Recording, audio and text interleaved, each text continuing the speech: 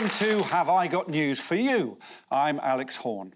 In the news this week, after eating up all his mushroom soup, someone tells Joe Biden it's sponge pudding and custard for afters.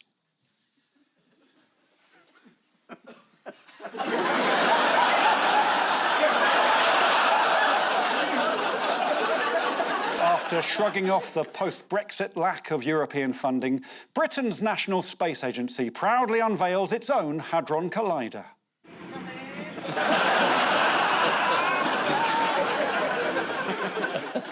And at the Festival Hall, one of the nominees admits he didn't even know there was a Cock of the Year award.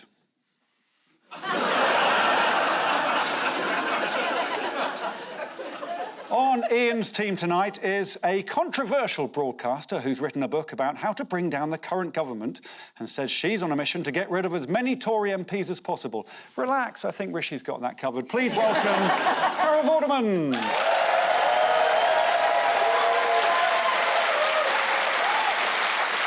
On Paul's team tonight is a comedian who's the host of... sorry, I'll say it again, Jack. I'm so sorry. Yeah, not so easy when you got the task, is it?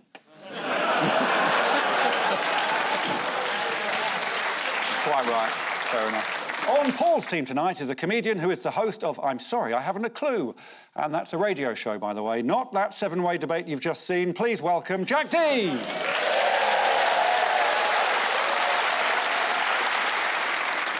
We begin with the bigger news stories of the week. Ian and Carol, here's yours. Right, that's a new series of The Apprentice. Oh, yes, it is. Yeah, someone's bricking it. Why? What is that? That's come out of the Thames freshly. Have they finished? Oh, thank goodness. Well, there's a friendly handshake after what was not very friendly at all. It was very tetchy, wasn't Very it? tetchy. Very shouty. Very yes, yes. Very shouty. But the argument was about when he was banging on about the £2,000, supposed £2,000. Yeah, this is the big issue. Sunak kept saying, under Labour, you'll pay 2,000 more. These are figures that I've come up with. Yeah, no, I think he actually said independently verified. Which they weren't. No, they weren't, no. No, they were Conservative special advisers had given them to civil servants. Yes. And amazingly, they'd come up with this figure of £2,000, which turned out very shortly not to be true. Isn't that amazing? It was The Spectator, and this is a right-wing paper, saying, well, under the same system, under the Conservative plans, you'd be paying £3,000.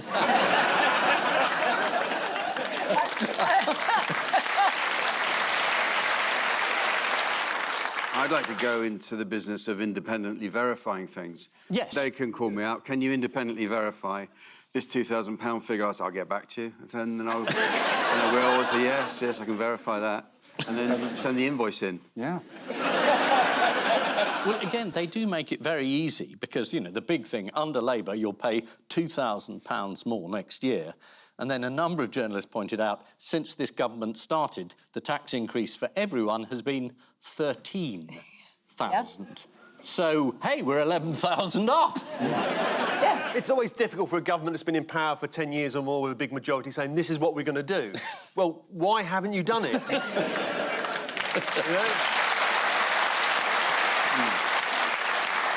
It's not going to get any better for them, though, is it? I think, this is my prediction, that they will come third to the Lib Dems. That's what I think. Oh. And they will form the opposition. That was a good noise, wasn't it? It's like that sort of noise you used to get on 1970s quiz shows when the curtains parted to be a caravan. Ooh.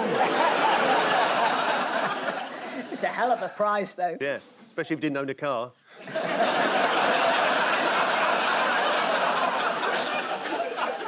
Carol, I've got a question for you. How can waiting lists be going down when they're higher than they were 2 years ago? It's quite a mathematical conundrum. It was it. So Rishi Sunak said waiting lists are going down, and Keir Starmer put him around and said, no, they've gone up since you said they were going to go down. And Rishi Sunak said, they've gone down from when they were even higher than that. Yeah. Incredibly, that's exactly what he said. But we are now making progress. The waiting lists are coming down. But what Keir Starmer didn't mention to you, which you did, Julie, Wait, You- you, you actually- 7.2 million, they're now 7.5 million. He says they're coming down, and this is the guy who says he's good at maths. Yeah, they are now coming down. They are now coming down. 7.2 when you said you get them down, 7.2 million, they're now 7.5 million. I'd like you to explain how they're coming down. Because they were coming down from where they were when they were higher. 7.2. And they're now on their way down. They are down. Well, I think the same is true of the polls. Did anyone learn what Keir Starmer's dad did for a living? I think he's never mentioned it. It's kept a very tight secret. He's never said anything about that, so no one knows, actually. No, we did track down some secret footage of Really? Keir Starmer finally admitting what his dad does. Here we go. My dad was a toolmaker, so he went down the skills route. My dad worked in a factory. He was a toolmaker. My dad was a toolmaker. My dad, by contrast, was a toolmaker. My dad was a toolmaker. My dad was a toolmaker. Has no one ever heckled him, said, well, he made you, didn't he?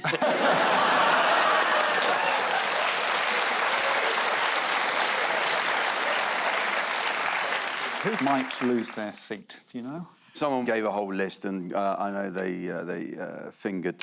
no, careful, No, careful, careful, careful, all right. careful. mentioned Grant Shapps. I know Yeah. that was the one who is... I've got Jeremy Hunt on my list. I've got... Yeah. Jacob Rees-Mogg. Not on my list, but... What? No. I can write it. Yeah. Yeah, he's there. Rees-Mogg's there. What about Diane Abbott? Did she or didn't she stand? She's going to stand. She has thwarted the Labour leadership and decided she'll stand. Yes. One leading left-winger told The Telegraph she can stand on the proviso that she won't. I'm being told she's been accepted back into the party after Angela Rayner bullied Keir Starmer into it. I'm going to show you a clip of Angela Rayner boasting to a Sky reporter about her election plans. So you've got your own battle I've bus, got a an battle Angie bus. Rayner battle bus I is have about to be got unleashed. An Angie Rayner battle boss. Yes. Wow. You're going to love it. I'm coming on it. It's got a fridge. That's a very different interviewing style, isn't it? Yeah. They do look like they're on their second bottle of wine there, don't they? Yeah. I've got my own bus. It's got a fridge. Yeah.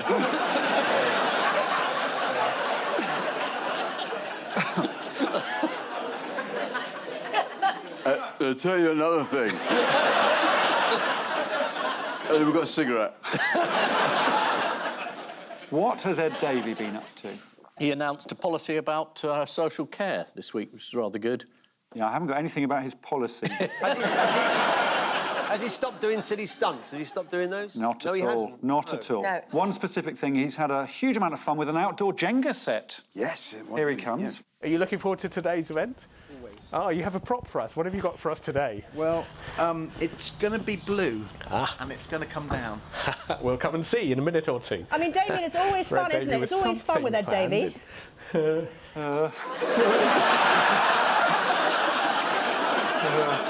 It is Not always the most fun. convincing of slogans. It's always fun with Ed Davey. Well, I've got a list of videos that the Have I Got News For You archivist has logged this week. This is a genuine list. OK. He's been walking about in trunks. He's gone on a water slide with a woman, with a man on a boogie board. He's been smiling. He's got his head through an inflatable. He's baked in a chef's hat. He's tried cake icing, a chef's kiss, whisking, cuddling Labrador, serving ice cream, walking the gangplank, putting on life jacket and showing off his cookie. It's ever since he took on that new PR consultant, Mr. Tumble. It's not been working well. I think he needs to change tack. This is week 2 of the general election. According to some polls, Labour could achieve the biggest majority since 1924, when Stanley Baldwin became Prime Minister, helped on the campaign trail by the uplifting anthem by Elgar. Things will surely improve somewhat. Talking about how his parents struggled to pay the bills, Keir Starmer reflected on how his phone was cut off. How sad. It wasn't cut off, Keir. It's just no one phoned you. One poll suggests Labour could end up with a 194-seat majority. Don't worry, Rishi, it probably wasn't a very big sample. Oh, no, hang on. According to the Sunday Times, it was a mega poll.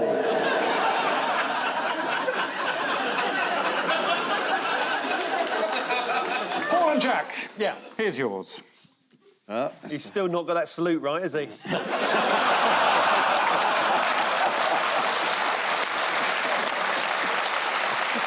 There he is, having a pint of beer and having a good old laugh. Somebody throwing a banana milkshake over him. Yes, he's one of those politicians doing things to sort of look like I'm working class, you know, I drink beer. But interestingly, when people ask him, how do you pronounce your name? He says, oh, well, it's just like, where do you park your car? It's pronounced the same way, as in garage. He said this a few times and somebody said, multi-storey car park? But anyway, yeah, he's got the publicity that he sought because he said he wasn't going to, then a week later he did, and he's become the new leader of the party. And he stayed in Clacton at the 7th attempt, is it, or 8th attempt to become an MP? 8th. 8th, is it? Yeah. He's standing in Clacton. This is the place he said, you know, a few weeks ago when he didn't want to become an MP. He said if you had to become an MP, it would be, you know, far too much work. And he said, I don't want to spend every Friday for the next 5 years in Clacton. Yes. That's flattering, isn't it, to your electorate? Do you want to see something else that he said that he might not want to be reminded of? Yeah, by all means. Yes, this is him doing a cameo that somebody paid for him to do for a fan. Oh. Happy birthday, huge anus.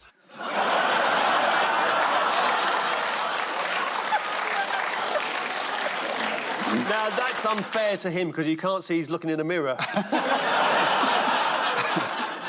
The specific moment that Nigel decided he'd be revolting was on Monday at an emergency general election announcement. He gets really cross. I mean, you think the others were tetchy. Farage did a couple of interviews this week, and in all of them, he was just very close to losing it when confronted by reality. Yeah. This is him being interviewed on the BBC straight after the announcement. You call it a pressure group, call it a party. You were a candidate to be an MP on a ballot paper in an election. Mate. How many times have you stood? I How many haven't. times I'm have you just stood? asking. What do you know about it? How many times have you stood? I'm asking you the There you question, go. Mr. Farage. I mean, the challenge here is people will say, look, you've tried it before, Well, I tell you what, didn't manage ask to do something it. intelligent. What makes this time any Ask something different? intelligent and we'll carry on with the conversation, shall we? I'm interested in why people should trust you there that you go. 7 times Pass. previously you didn't manage to do that. No. You also... I think you're very, very boring, and I think your viewers will find you very boring, and you ought to do rather better as the state broadcaster, in my view. Yeah. Well, this is a man who doesn't really understand democracy, is he? The thing is, you're wanting to stand, you have to answer the questions. You're not allowed to say pass or you're very boring. He's just pure Trump, isn't he? He just thinks, I'll just call everyone boring, make stuff up. Farage's one policy, we're having net zero immigration. The first time he's asked about it in a proper interview, and they say, well, shall we have the following skilled workers in? He says, yeah, we'll have them, we'll have them, we'll have them. 600,000. So that's not zero, is it, Nigel? Well, Carol will be able to tell you that, isn't it? It's lower than if it were higher. Yeah.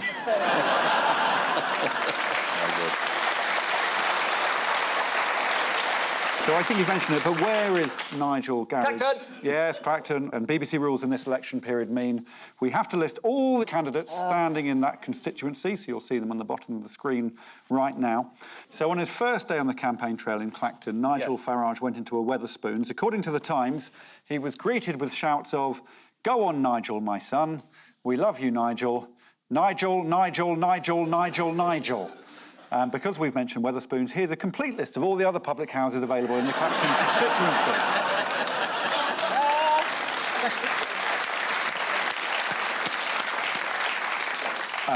Nigel Farage also asked people in the Moon and Starfish Wetherspoons, "What have I got to offer?" To which one man at the back shouted, "Fuck all." And that was his campaign manager. What happened when he left the pub? He got attacked by a woman throwing a milkshake at him. Had it been low-alcohol beer, he would have actually disintegrated. So he must be one of the very few people who's ever been attacked leaving a Wetherspoons. Takes some doing, doesn't it? Wetherspoons. Well, that's where he goes. Went to drink in Wetherspoons, and where he's fondly known as that old loony lefty.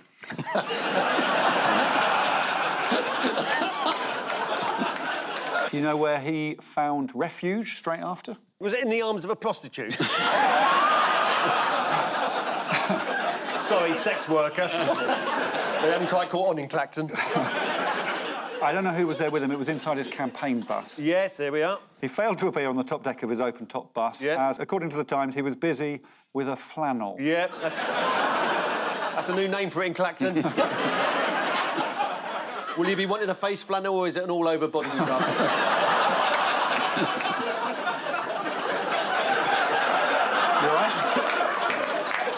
Before announcing that he was standing, where was Nigel Farage spotted, accompanied by Labour defecting, Conservative defecting, Reform hopeful Lee Anderson? Was it the new Surrealist exhibition at the Tate?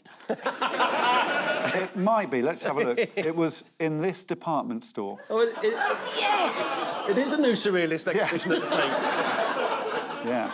Big pants and a massive arse.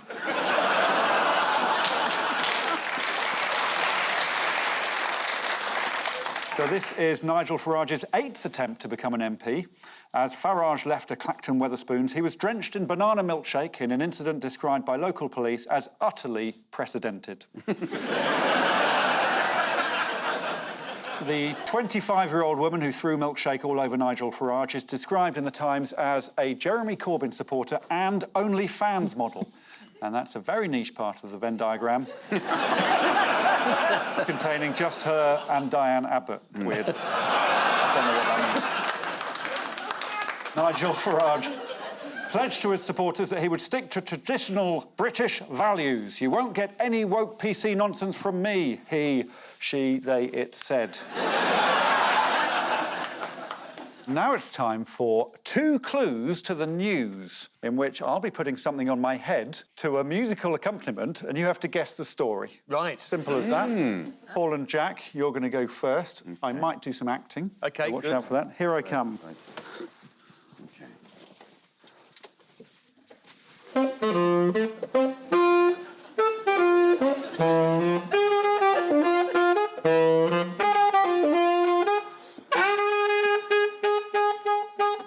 Thank you, Mark. Very good. Yeah. Where's he gone? We don't know. No, this will be Donald Trump. I thought it was Louis XIV. So, yes, Donald Trump has been found guilty on 34 counts and the first American president to become a convicted felon. But it's suspected that the independents and the people who haven't made their mind up are probably going to balk at the idea of voting for somebody who could probably be in prison by the time he becomes president. Yeah, it's the news that Donald Trump is now a convicted felon. Yeah, I just said that. You didn't say it how the Daily Star said it. They've got away with words. Orange man baby is guilty on all counts.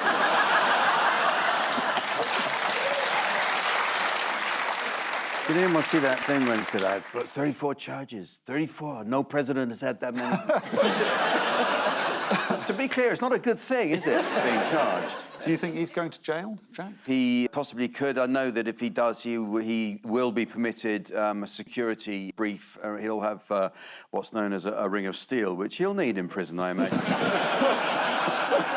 You know, in all the films, when the new person comes into the prison, you get all the other prisoners at their bars going, new meat, fresh meat. I just can't, they all come together,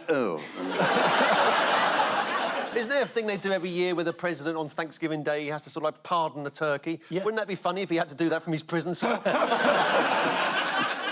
You're free! 34 counts of fraud. He could get 4 years in prison for each count. How long could he get, Carol? 136. Correct. Right. Very good. She's still got it. As for the Democrats, they're not above the law. It's quite complicated, but do you know what Joe Biden's son Hunter is on trial for at the moment? Yes. It's something to do with a gun, isn't it? Yes. Buying a gun illegally. I didn't know it was possible to buy a gun illegally in America. Well, how he managed to do that. It was illegal because he lied about a crack cocaine addiction while... Addition? Yeah. It does, yeah. He was adding up while on crack. I didn't know that was an offence. 2 + 2 equals... Hey! He bought a gun at a time he was doing crack every 15 minutes, apparently. Wow. You could set your watch by him, apparently.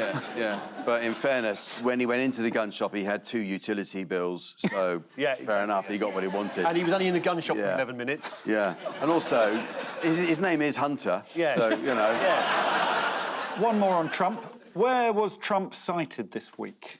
Was it Clacton? It wasn't.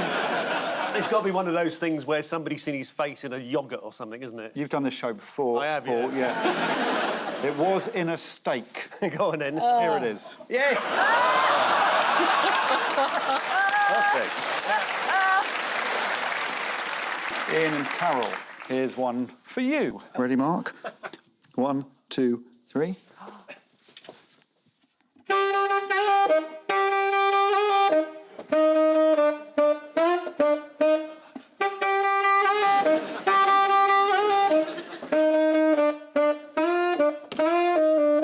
Thank you, Mark. One mark. Yeah. Any idea? Big story in the news. You obviously recognise the song, guys. Yeah, the song was... Yeah. That one. Yeah. It was Avril Lavigne and Skater Boy. Well, no, it was Skater Boy, and that's because... Of course, how stupid. It's the other big news that skateboarding is now a GCSE subject in Northern Ireland. Is it? No. Gnarly, isn't it? What does that mean? I don't know. What sort of questions do they ask? Well, it'll be things like this. How would you shove it? So you're on a board, Ian. Yes? What are you going to do? It's in my head, but I'm not going to say it. You're going to spin the board 180 degrees without the board leaving the ground. Why can't it just be a sport? Why is it on the curriculum? Concentrate on the exam, Ian. Who can tell me... Who can tell me what is a Christ air? Is that when you get crucified for leading a new religion? It sort of is. It's an aerial trick where you pick up the board and put your arms out to look like Jesus on the cross in mid-air. It's what he would have wanted. It looks like this. That looks more advanced than GCSE. That's degree level. Yeah, Fingers on Buzzer's team. We're going to do one more of these. OK. I was hoping there'd be another one. Yeah. What is this story?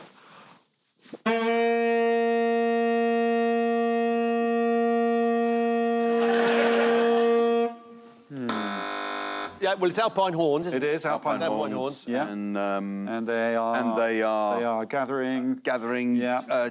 Gathering dust in a museum. I'll give you that. It's the exciting news... It's the exciting news that the UK's largest ever gathering of Alpine Horne enthusiasts, has been held in Berkshire. So well done for getting that. Oh. Yeah. Yes. Wow. The largest ever gathering. How many people do you think attended the Alpine Horne or Alp Horne? 42. 42? I think... It's the largest ever. Yeah, I think it was about like 300, I heard. No, it was 11. 11? Double figures. Yeah. It doesn't sound like a lot. No. Here they all are in one photo.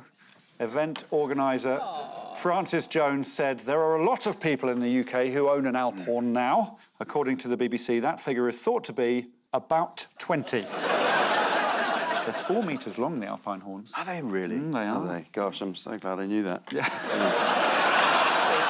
Well, I think we should have a listen to some Alp Horns being played. Here we go. Go on, Em.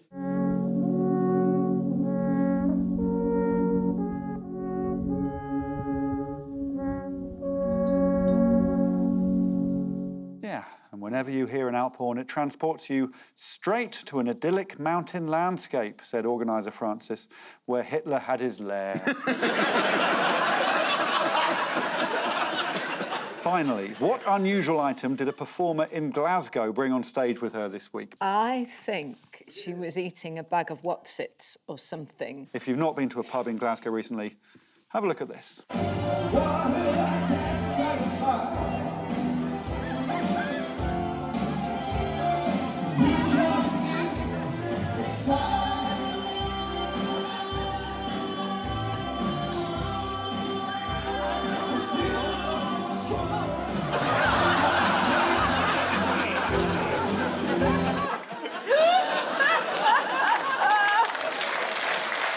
Well, I think we should give a round of applause. Mr. Mark Brown!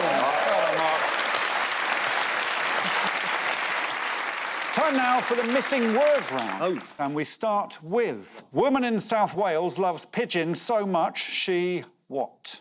She's married one. She's had facial reconstruction. She's married a pigeon. No, she shares her bed with them. She shares a bed with a pigeon. Yeah. That's fair enough. Animal lover Lucy Morris, who keeps pigeons called Rosie and Florrie in her home. Here's the happy family with their pets. Have a good look at the daughter there. Yeah. Next, thief who stole what? Tells police what? Thief who stole thesaurus tells police I'm innocent, pure, unblemished, trustworthy. Honest, not guilty, without sin, blameless.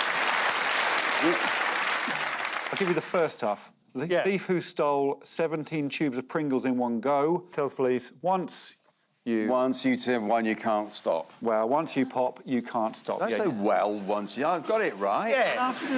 I can't give you the points, Sir Jack. No, sorry. This is a proper... A proper quiz. Proper quiz, yeah. Proper quiz. Finally, man cycles 8,699 miles to what?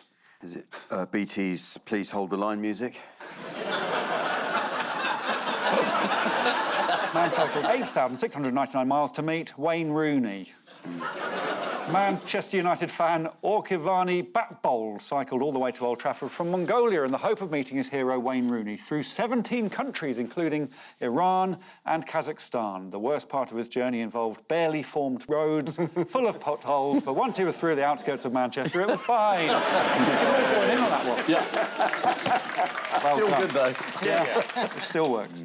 So the final scores, guys. No. I'm afraid, Ian and Carol, you've only got 3 points, while Paul and Jack have twice that with 6 points. Well done, sir. Well done. Well done. And we were told just before the programme this has been the 600th recording of this show. 600 shows we've done.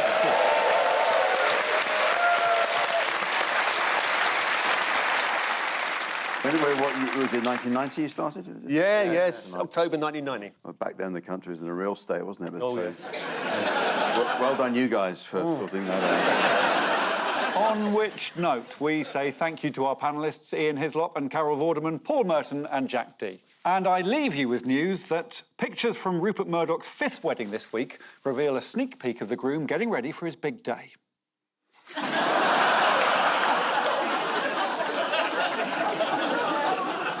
As cinema attendances continue to fall, Disney take a drastically different approach to their films with a horror remake of Mary Poppins.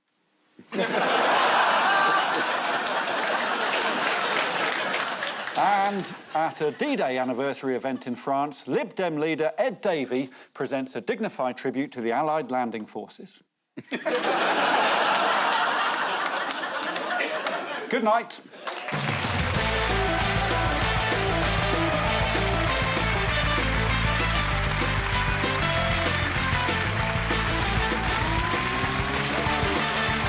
Amel and Nick look at 2 possible election game changers. Listen to the Today podcast on Sounds, or visit a large country house with a centuries-old curse. Inside Number 9, watch. If you dare, press red now for iPlayer.